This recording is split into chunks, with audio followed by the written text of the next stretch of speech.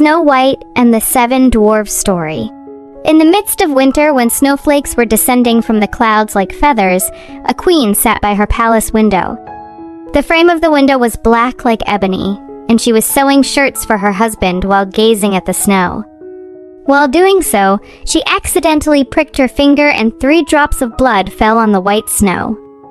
The red drops appeared beautiful on the white snow, and the queen wished for a child with skin as white as snow, hair as black as ebony, and lips as red as blood. Soon after, she gave birth to a daughter who was named Snow White due to her appearance, white skin, red cheeks, and black hair. Unfortunately, the queen passed away during childbirth. Roughly a year later, the king got married to another woman who was very beautiful. But her pride and arrogance made her intolerant of anyone being more attractive than her. She possessed a magical mirror and would often ask it, "Mirror, mirror on the wall, who is the most beautiful of them all?" The mirror would always answer, "You, my queen, are the most beautiful of all." This response pleased her greatly, and she believed it to be true. As Snow White grew up, she became more and more beautiful, and by the time she reached the age of 7, she was as beautiful as the shining sun and even more attractive than the queen herself. The queen, on the other hand, became insecure and repeatedly asked her mirror, "Mirror, mirror on the wall, who is the fairest of us all?" The mirror responded with, "Yesterday the queen was the fairest, but now they say Snow White is the fairest of them all." This response caused the queen to become extremely envious and resentful towards Snow White. Her hatred for the young girl grew so strong that she could not stand to see her anymore. She instructed a huntsman to take Snow White to the forest and kill her, demanding her heart and tongue as proof. The huntsman agreed to do as she said, but when he took out his knife to execute her, Snow White pleaded with him, crying and promising to run away and never return if he spared her life. The huntsman was moved by Snow White's plea and her beauty, and he felt sorry for her. He said, "All right, go then, poor child." But he worried that she would not survive in the wild forest. Even so, he was relieved that he did not have to hurt her. Suddenly, a young boar appeared and started to charge towards them.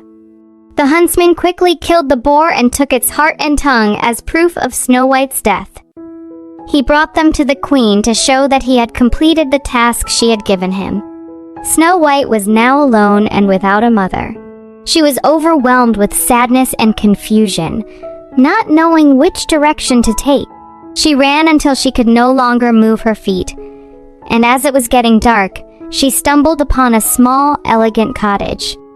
Inside, everything was tidy and small. In the center of the room was a little table with 7 little plates, each with a spoon, knife, and fork, and 7 little mugs. Against the wall were 7 little beds lined up in a row, each with Snow White sheets. Snow White was hungry and thirsty, so she ate a small amount of porridge from each plate and drank a drop of wine from each mug, so as not to take all of one person's share. Exhausted, she tried each of the 7 little beds. The first was uncomfortable. The second was too long. The fourth was too short, and the fifth was too hard. The 7th one was perfect, so she snuggled into it and said her prayers before falling asleep.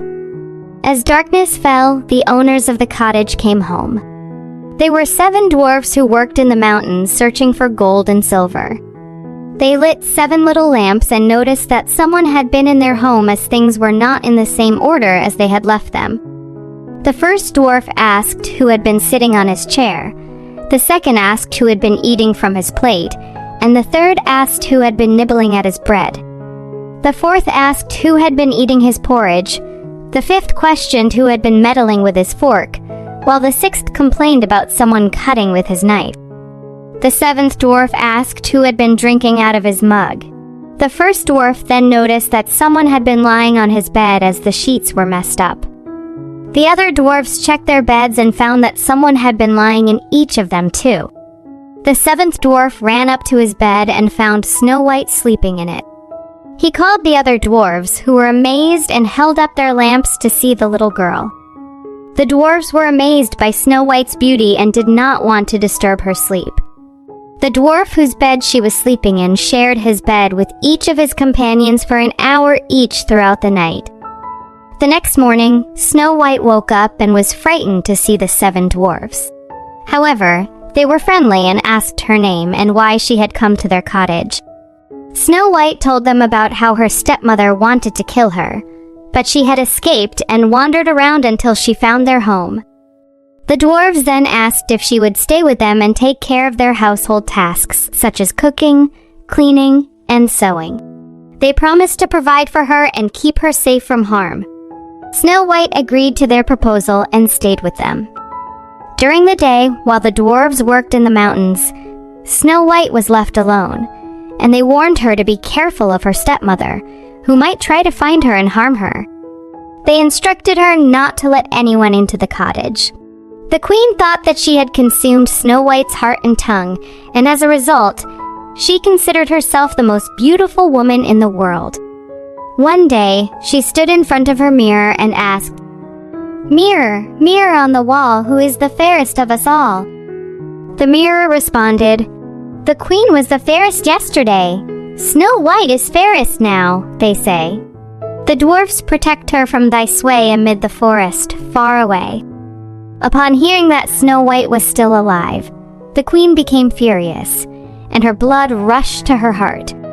She decided to create something that would completely destroy Snow White, saying to herself, "But now will I make something which shall destroy her completely." She used her knowledge of dark arts to make a poisoned comb and disguised herself as an old widow. She then traveled to the home of the 7 dwarves, located over 7 hills, and knocked on the door, calling out, "Good wares to sell today." Snow White peeked out and refused to let her in. However, the old woman convinced her to look at the poisoned comb by holding it up and saying, "But still, you may look." Snow White was pleased and allowed the old woman to enter after buying something. The old woman then asked to comb her hair properly, and Snow White agreed. But as soon as the comb touched her hair, the poison began to work, and Snow White fell unconscious. The wicked queen exclaimed, "You pattern of beauty, it is now all over with you," and left Snow White lying on the ground as if dead.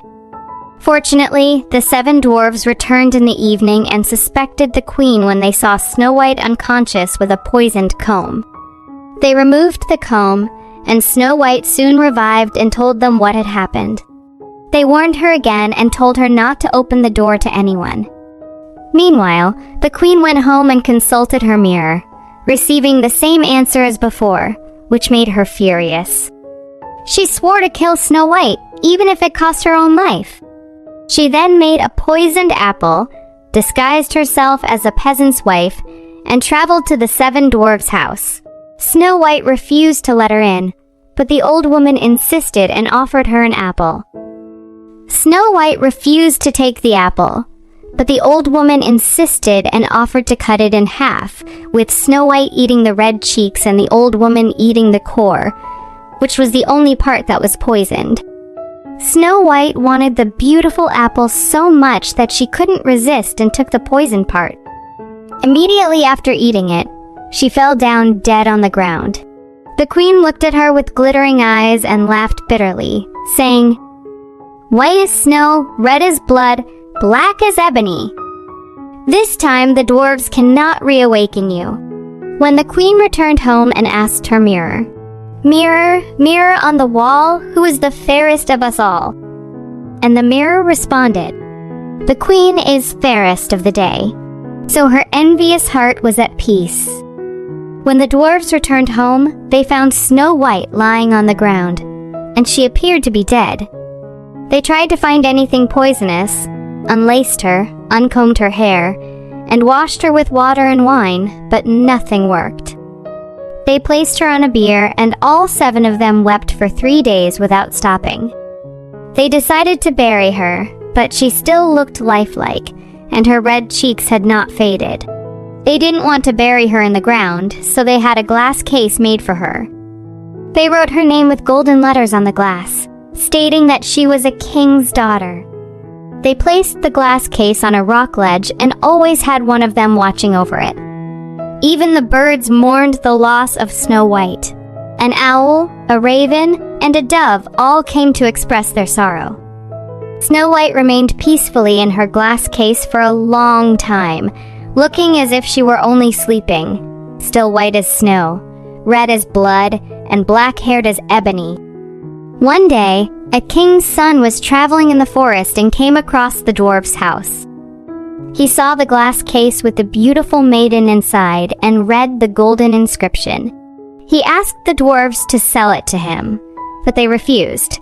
The prince pleaded with them, saying he couldn't live without Snow White, and he would honor and protect her. Eventually, the dwarves pitied him and gave him the case. As the prince's attendants were carrying it away, they stumbled and dislodged a piece of poisoned apple from Snow White's mouth. She woke up and asked where she was, and the prince told her everything that had happened and asked her to be his wife. Snow White agreed, and they got married with great splendor and magnificence at the castle of the king, his father.